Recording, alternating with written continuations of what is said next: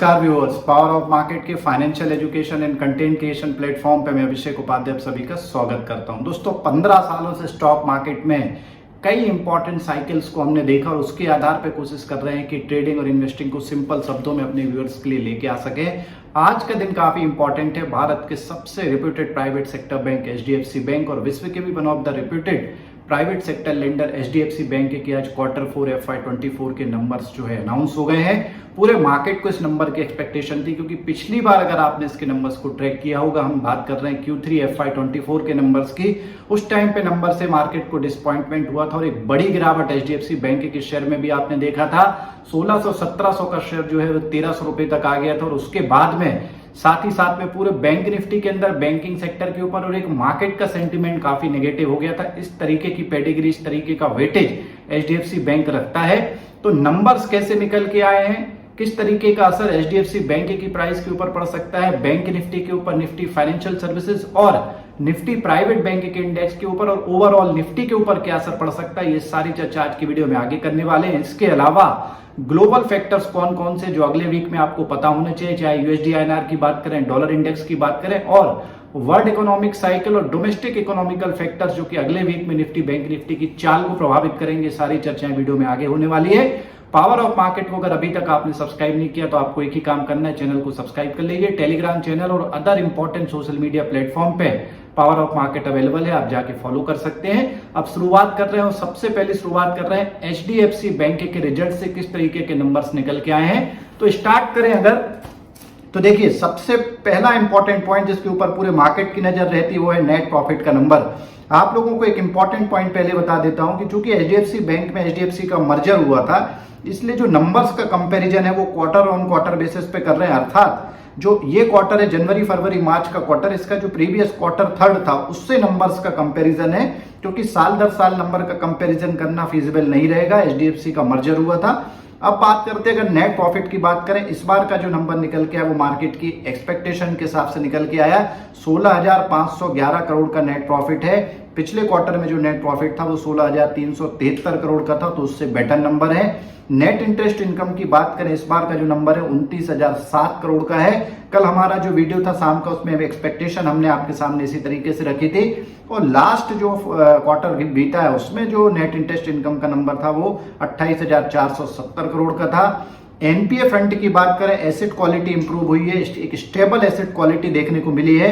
Non performing asset की in terms of percentage अगर हम बात करें तो इस बार की जो नंबर है वो 1.24% है। पिछली बार जो नंबर था वो 1.26% था।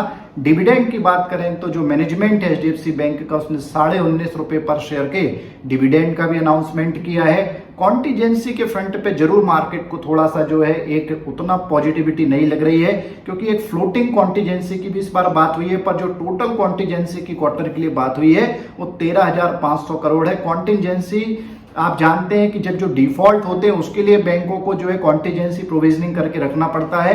काफी इंपॉर्टेंट होता है, क्योंकि इंडिकेट करता है कि रिकवरी या आगे चल के किस तरीके के बैंक के अंदर डिफॉल्ट हो सकते हैं, उसके ऑपरेशनल परफॉर्मेंस को भी ये नंबर प्रभावित कर सकता है।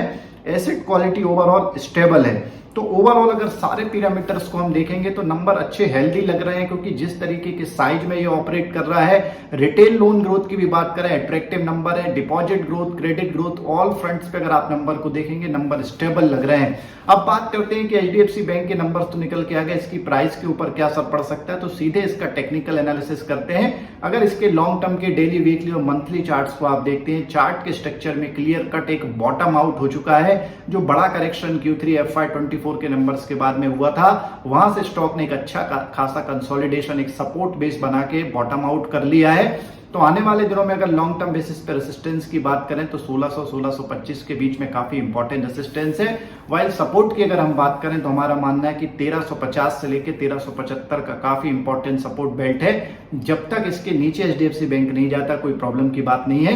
और आने वाले दिनों में हमें लग रहा है कि अगर ये रेसिस्टेंस 1625-16 क्रॉस कर लेगा तो आने वाले दिनों में 1700-1800 की तरफ स्टॉक बढ़ सकता है। नंबर्स थम्सअप लग रहे हैं। अब बात करते हैं कि एचडीएफसी बैंक के जो नंबर्स निकल के आए उसका बैंक निफ्टी के ऊपर क्या असर पड़ सकता है। तो हमारा ये मानना है कि बैंक निफ्टी ऑलरेडी 47,000 के एक इंपॉर्टेंट रेसिस्टेंस के ऊपर पॉजिटिव साइड में क्लोजिंग हुई है। मंडे को हो सकता है आपको एक गैप अप ओपनिंग देखने को मिल सकती है और अगर 48,200 के रेसिस्टेंस को क्रॉस कर जाता है तो लाइफ टाइम हाई की तरफ मूव कर सकता है। ओवरऑल फिन निफ्टी के ऊपर भी इसका पॉजिटिव असर पड़ेगा और जो पियर्स निफ्टी प्राइवेट बैंक का जो इंडेक्स है उसके अंदर भी एक अच्छा खासा आपको मोमेंटम देखने को मिल सकता है। अब बात करते हैं कि इंपॉर्टेंट कौन कौन से ऐसे ग्लोबल फैक्टर्स हैं जो अगले वीक में मार्केट को प्रभावित करते हैं। स्टार्ट कर रहे हैं यूएसडी आईएनआर से।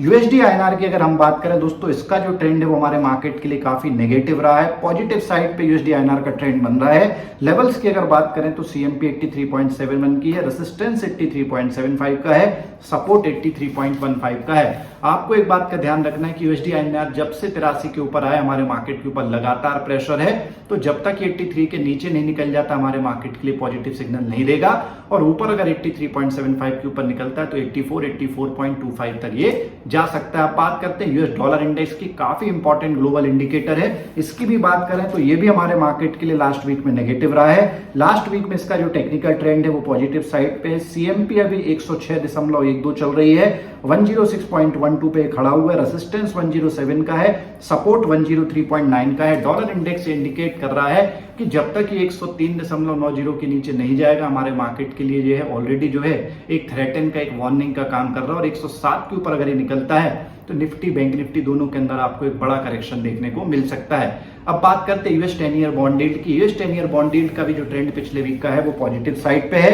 और बॉन्ड यील्ड अगर पॉजिटिव है इक्विटी मार्केट के लिए नेगेटिव होता है। लेवल्स की अगर चर्चा करें, सीएमपी 4.62 है, रेसिस्टेंस 4.80 का है, सपोर्ट 4.18 का है। यूएस 10 ईयर बॉन्ड यील्ड भी लगातार 4 के लेवल के ऊपर रिटेन है, तब से ही हमारे मार्केट के अंदर हमने एक प्रेशर देखने को मिला है। अब देखना होगा कि आगे ये 4.8 की तरफ जाती है, नीचे 4.15 के नीचे जाके 4 के नीचे चला जाता है। बात करते हैं भारत के 10 ईयर बॉन्ड यील्ड की। इसका भी टेक्निकल ट्रेंड जो है वो पॉजिटिव साइड पे रहा है, ये भी हमारे मार्केट के लिए नेगेटिव लग रहा है। रेसिस्टेंस की बात करें 7.25 के आसपास चल रहा है, सपोर्ट 7 का है और वर्तमान में जो सीएमपी है वो 7.22 पे है। तो ओवरऑल अगर चारों इंपॉर्टेंट ग्लोबल फैक्टर्स को, इंडिकेटर्स को अगर हम समराइज करें तो चारों फैक्टर ये सचेत कर रहे हैं कि आने वाले वीक में आपको ऊपर की साइड, बुलिश साइड पे बहुत ज्यादा जो है अलर्ट रहने की जरूरत है, क्योंकि ये फैक्टर इंडिकेट कर रहे हैं कि मार्केट में अभी एक और डाउन साइड बेरिश साइकिल का एक और लेग आपको देखने को मिल सकता है। आपको अलर्ट रहने की सलाह है। अब बात करते हैं इकोनॉमिकल फैक्टर्स की। तो अगले वीक में अगर हम पूरा इकोनॉमिक साइकिल की बात करें, इकोनॉमिक कैलेंडर की बात करें, तो मंडे के दिन में कोई इंपॉर्टेंट इकोनॉमिकल डेटाज नहीं है, चाहे ग्लोबल मार्केट्स की बात करें, डोमेस्टिक फ्रंट पे। पर मंगलवार के डेटा की तरफ अब सीधे चल रहे हैं। मंगलवार की अगर हम बात करें तो मंगलवार को सबसे पहला जो इंपॉर्टेंट डेटा है वो यूएस का flash manufacturing purchaser manager index का डेटा है। लास्ट टाइम ये नंबर 51.9 था, इस बार 52 का है। फ्लैश सर्विसेज पीएमआई की भी बात करें, लास्ट टाइम डेटा 51.7 का था, इस बार 52 है। अर्थात अमेरिका में मैन्युफैक्चरिंग और services purchaser manager index indicate कर रहा है कि मैन्युफैक्चरिंग और सर्विसेज सेक्टर की जो एक्टिविटीज है वो एक्सपांशनरी मोड में है, 50 के ऊपर वैल्यू है, नंबर अच्छा लग रहा है। न्यू होम सेल्स की बात करें, जो नई रेसिडेंशियल बिल्डिंग्स बनी है उनकी सेल को ये मेजर करता है। पिछली बार 662,000 यूनिट थी और इस बार 668,000 यूनिट है। 6,000 यूनिट नई इसमें एड ऑन हो गई है, जो कि पॉजिटिव साइड पे है। रिचमंड मैन्युफैक्चरिंग इंडेक्स भी पॉजिटिव लग रहा है, पिछली बार -11% की इसमें वो थी और इस बार -7 है। तो ओवरऑल अगर मंगलवार के इंपॉर्टेंट डेटा की बात करें तो ऐसा लग रहा है कि आपको मंगलवार को अगर कोई भी पोजीशन मार्केट में बीटीएसटी एसटीबीटी लेके जाना है तो थोड़ा सा हैज करके स्प्रेड बना के लेके जाइएगा। अब बात करते हैं बुधवार को कौन कौन सा इंपॉर्टेंट डेटा है।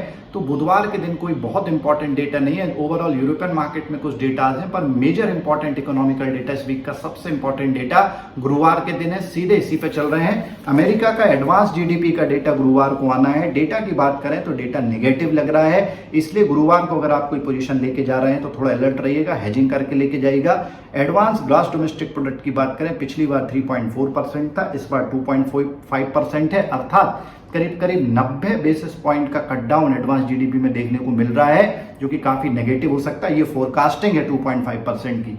अनएम्प्लॉयमेंट क्लेम की बात करें, ऐसे लोग जो कि अनएम्प्लॉयड है और जिन्होंने बेरोजगारी भत्ता फाइल किया हुआ है सरकार के साथ में, उनके नंबर को ये मेजर करता है। पिछली बार 212 के का नंबर था, इस बार 215 के का नंबर, ये भी नेगेटिव लग रहा है। गुड्स ट्रेड बैलेंस की बात करें, जो टोटल एक्सपोर्ट और इंपोर्ट होता है गुड्स का, उसके डिफरेंस इसको मेजर करते हैं। पिछली बार -90.3 बिलियन का था, इस बार -91.2 बिलियन का है, तो ये डेटा भी नेगेटिव साइड पे लग रहा है। ओवरऑल गुरुवार को काफी आपको अलर्ट रहने की जरूरत है, क्योंकि गुरुवार को अमेरिका का डेटा नेगेटिव है और अगर ट्रेंड नीचे की तरफ रहता तो आपको एक बड़ा करेक्शन शुक्रवार को देखने को मिल सकता। ब्लैक फ्राइडे की एक्सपेक्टेशन बन रही है। शुक्रवार की अगर हम बात करें तो बैंक ऑफ जापान की क्रेडिट पॉलिसी, मॉनेटरी पॉलिसी आने वाली है। Last time bank of Japan ने सरप्राइज किया था, 20 बेसिस पॉइंट्स इंटरेस्ट रेट को बढ़ाया था। हमारा ये मानना है कि जब बैंक ऑफ जापान की इस बार की जो इंटरेस्ट रेट है वो अनचेंज रह सकती है। इसके अलावा उनके इकोनॉमिक स्टेटमेंट, इकोनॉमी को लेके क्या प्रेडिक्शंस रहते हैं और press conference bank of Japan के जो गवर्नर साहब हैं, चेयरमैन साहब हैं, उनकी किस तरीके की जो है प्रेस कॉन्फ्रेंस में कौन कौन से क्वेश्चंस निकल के आते हैं, क्योंकि ये इंडिकेट करेंगे कि जापान में आने वाले दिनों में किस तरीके से जो है ग्रोथ देखने को मिल सकती है। तो काफी इंपॉर्टेंट इकोनॉमिकल पॉलिसी है जो कि शुक्रवार को निकल के आएगी। तो इस वीक में अगर आप देखेंगे तो मंगलवार, गुरुवार, शुक्रवार के डेटा काफी इंपॉर्टेंट है, खासकर गुरुवार शुक्रवार का डेटा काफी इंपॉर्टेंट है। तो ये डेटा आपके जो है रडार पे रहना चाहिए और power of market daily basis पे यूट्यूब लाइव में भी इन चीजों को आपको डिटेल में एनालिसिस करके रखेगा। अगर आपको पावर ऑफ मार्केट का काम पसंद आ रहा है, वीडियो अच्छा लगा तो इसे लाइक शेयर सब्सक्राइब करिए। रात में यूट्यूब लाइव में एचडीएफसी बैंक और भी जो कंपनीज के रिजल्ट्स तब तक आ जाएंगे। पूरा डिटेल में एनालिसिस सीखना समझना चाहते, Nifty, bank Nifty, fin Nifty, Bankex, Sensex और मिड कैप निफ्टी और ग्लोबल मार्केट और इंपॉर्टेंट जो भी न्यूज डेटा इवेंट्स हैं, इनका बारीकी से एनालिसिस सीखना समझना चाहते हैं तो यूट्यूब लाइव को जरूर रात में ज्वाइन करिएगा। अब आपसे रात में मुलाकात होगी। Thank you very much.